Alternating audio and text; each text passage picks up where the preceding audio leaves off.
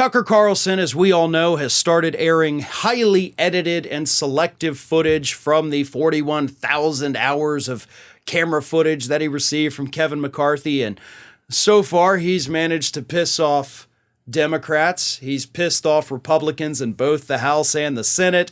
He's pissed off the White House. He's pissed off the public at large.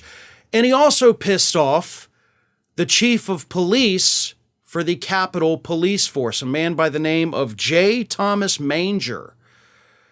And Officer Manger, Police Chief Manger, was so angry about Tucker Carlson's attempt to whitewash what happened on January 6th that he had to send out a force-wide memo condemning it and reminding the officers what really happened that day.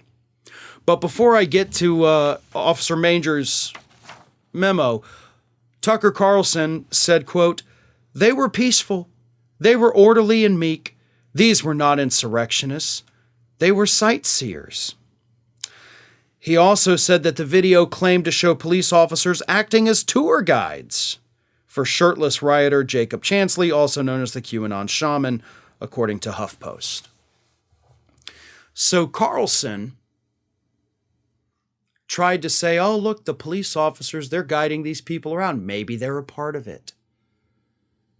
So, of course, the police officers who suffered casualties that day and days after were somehow a part of this. So I can understand why the cops would get super pissed about this. So let me read you just a little bit of what Police Chief Manger had to say.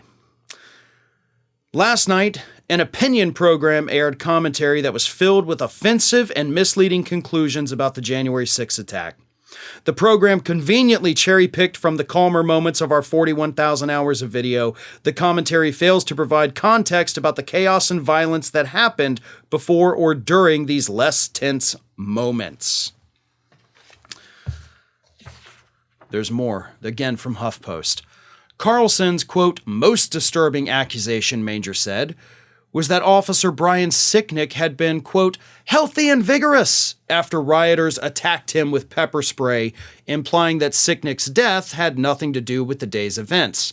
The D.C. medical examiner said Sicknick died of natural causes, namely a stroke, not long after the Capitol riot. Manger said that the department maintains, quote, as anyone with common sense would, that had Officer Sicknick not fought valiantly for hours on that day, he was violently assaulted, Officer Sicknick would not have died the next day.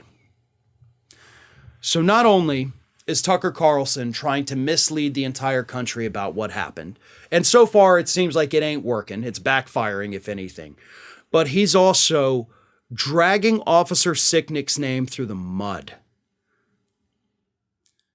That's where you start to cross a legal line.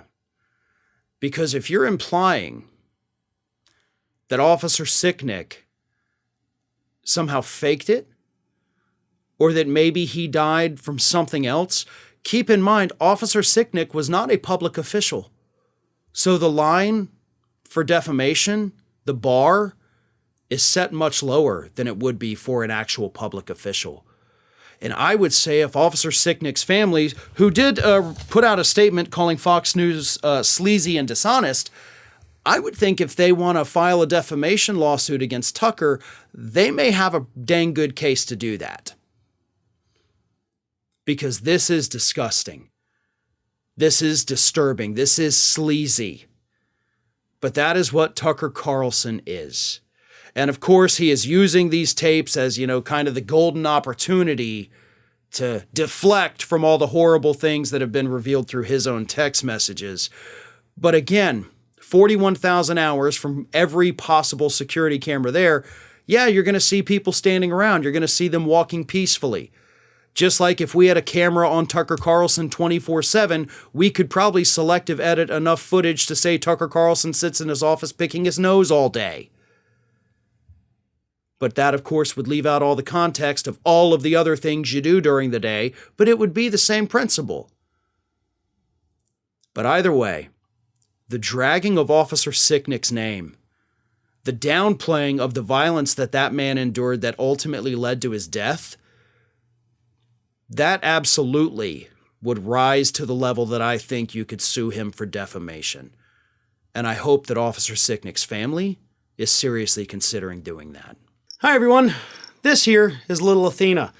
And Athena would like to know why you haven't subscribed to Fair and Balanced yet. So please, don't let Athena down. Subscribe today.